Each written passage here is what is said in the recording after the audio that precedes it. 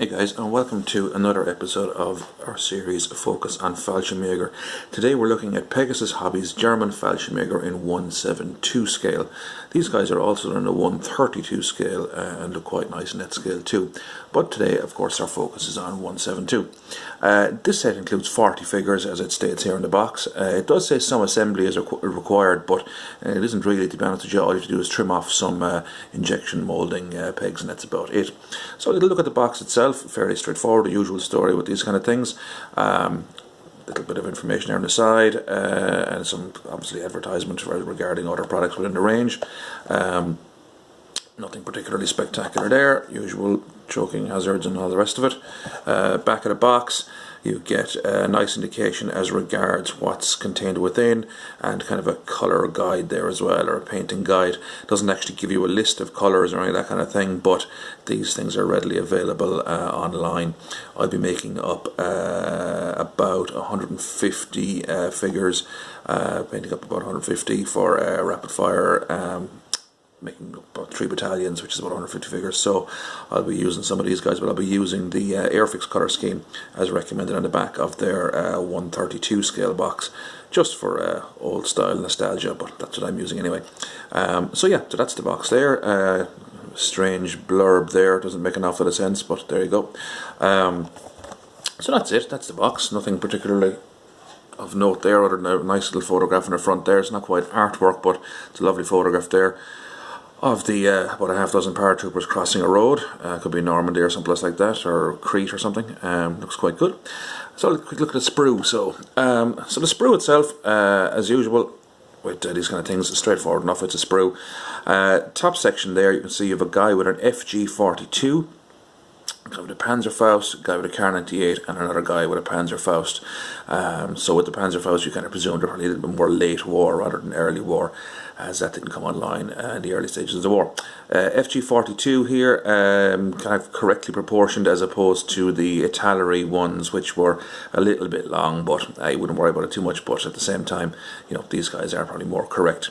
Panzer Schreck here, unfortunately no number 2 for the Panzer Schreck guy. Would have been nice to have a guy with a round going into that for him or whatever, but hey, that's what we got. A guy advancing with the Kar 98 and a guy kneeling with the Kar 98. And here kind of a nice figure of a guy with the MP40, and he's has a hand grenade ready to go as well. So it's a nice little pose. Down here we have a little bit of barrel bend there, but that's okay. We have 2 guys with the MP40, kind of in shouldered or semi-shouldered, kind of tucked in under his shoulder, kind of firing position. Quite nice as well, smock and jacket or whatever, nice and visible there. The ammo pouches are at the correct angle as well, rather than kind of sometimes it gets sculpted in kind of a straight position, but they were actually at kind of an angle there to make them actually easier to access. And there we have another guy advancing with a Kar 98, and yet another guy advancing with a Kar 98. And down here we have this guy. I think looks a little bit awkward, but we'll see how he paints up. But again, he's moving with his Kar 98, as is this chap here, who has a life preserver vest on, which means maybe he's just after being dropped. Although none of them have the knee pads in place, as far as I can see. So that's a bit unusual. This guy here then has a Panzerfaust. He has some ammunition belts, or one ammunition belt draped around his shoulders and tucked in under his belt there to keep it from flailing around the place, which is quite a nice touch. Another guy there advancing with the Kar 98. Yeah, fair enough. Down here we have a really nice officer. I don't know if you can see that there. I'll try and get a little bit closer in, but that is a really nice figure that is there now, with the peak cap, the MP40, the binoculars, and it's just a kind of a cool pose as well. So I'm looking forward to painting up this guy, and the fact that the box comes with 2 sprues, which means obviously I have 2 of these chaps. I can actually utilise them in one of the other battalions as well, under maybe a different paint scheme, because I'm going to do 3 battalions, as I said, roughly 50 figures per battalion. And one is going to be kind of tropical colours, kind of early war, fall of Crete, that type of thing. Here we have a very interesting figure, actually, which you don't see very often. This is the MG42 being fired from the hip, which is possible. I wouldn't want to do it, in fairness. Firing any kind of, inverted commas, light or medium machine gun in that kind of scenario is not an enviable task. But some people say that that's not possible to do, this particular manoeuvre this chap is carrying out here. But I mean, it has been carried out, of course it is, and I believe it's also made up part of the infantry training manual for machine gunners, that you could actually provide fire support in that manner, and quite correctly sculpted there, holding the bipod and tucked in under your shoulder and blaze away. As I said, I wouldn't want to do it, but you know, it would be possible. And again, he has some ammo belts, an ammo belt over his shoulders, which looks quite cool. This guy here, he had another MP40 firing individual. This looks pretty good. Nice advancing pose. The SMG tucked in tight to the shoulder for a bit of stability, and yeah, kind of quite a determined looking figure he is.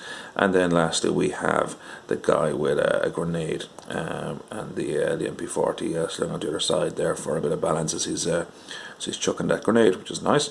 And he's another one tucked into the belt. Back at the sprue then, so as we'll start at the bottom as well where we're here.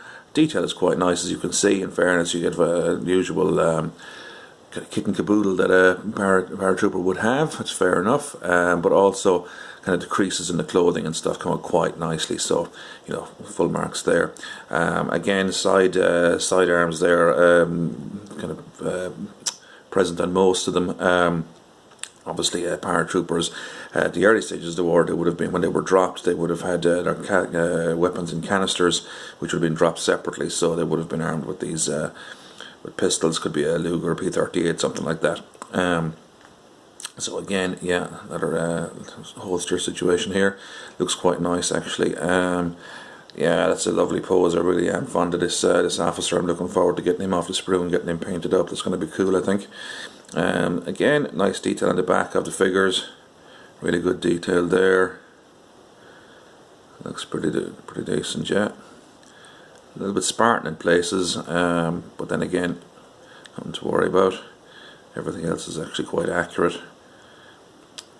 So I do notice that the helmets they don't have that camouflage strapping there on it there to tuck in foliage, and they don't have any netting on it as far as I can see, whereas the artillery had a nice range of variants of headgear. You can check out that video. But nice detail on those figures, I have to say. I'd say they're going to paint up very nicely. And yeah, there's the Panzerfaust and the Kar-98, another Panzerfaust there, and the FG-42. Now, size-wise, they match up fairly well to the artillery. Having said that, though, the Caesar are a little small, I find. Kind of often find Caesar a little closer to 176 than 172. This is a Caesar FG-42 guy, and as you can see there, oops, if we can see there, I mean, he's standing, that guy's kind of kneeling down. The Caesar guy is quite small, but we'll have another look at those in a subsequent video. So I don't have much in the line of criticism here, other than sculpting wise, a little bit lazy having these guys, which are kind of the similar, basically the same pose here and the same pose here. All I've done is change out the weapon. But look, that's not it's not a sin, as they say, but at the same time would have been nice to have slight variance in it, really. I mean, that's a little bit lazy, I think, myself, but I can see why the sculptor did it, like, and they are good poses, it has to be said, but just a little bit of a, you know, taking the easy route there, I think. Similarly down here with these two guys, yeah, this chap here and this chap, they're basically the same figure, slight differences, whatever. Look, and I mean, that's fair enough, but at the same time it would have just been nicer to have something a little bit more imaginative.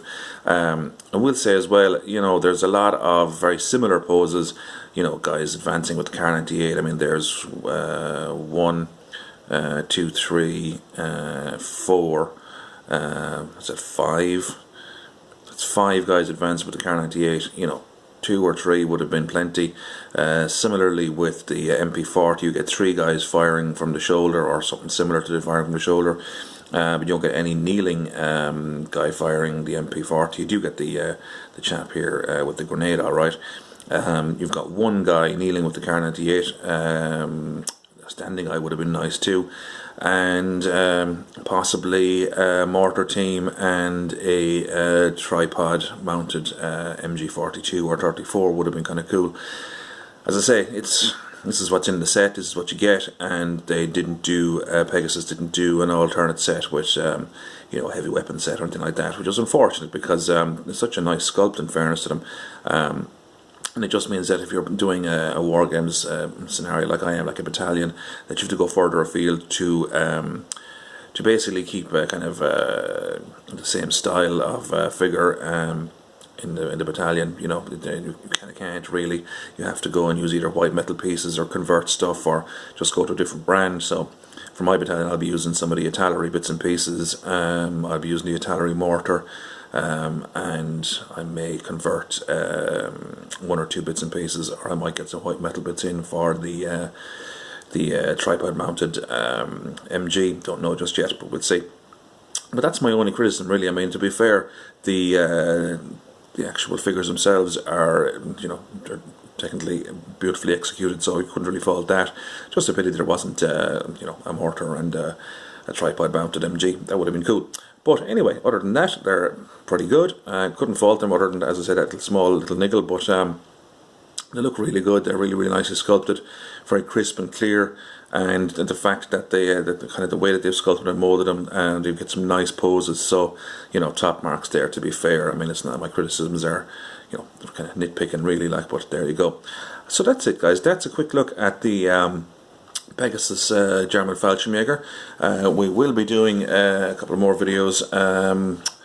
We've got the Caesar guys to look at yet, and we will be painting these up and doing a video at the end of the series, which will probably be episode 8 or 9 or something like that, and that will have all the painted figures in it, because I have to select the guys I want for my battalion and so on and so forth. So that's going to take a bit of time.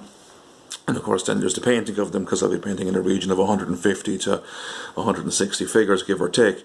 So that's the scenario there. But that final video will be along in a few weeks' time. It's currently early February 2019, so I would hope to have that video of the 3 battalions painted up out around the end of March, start of April at the very, very latest.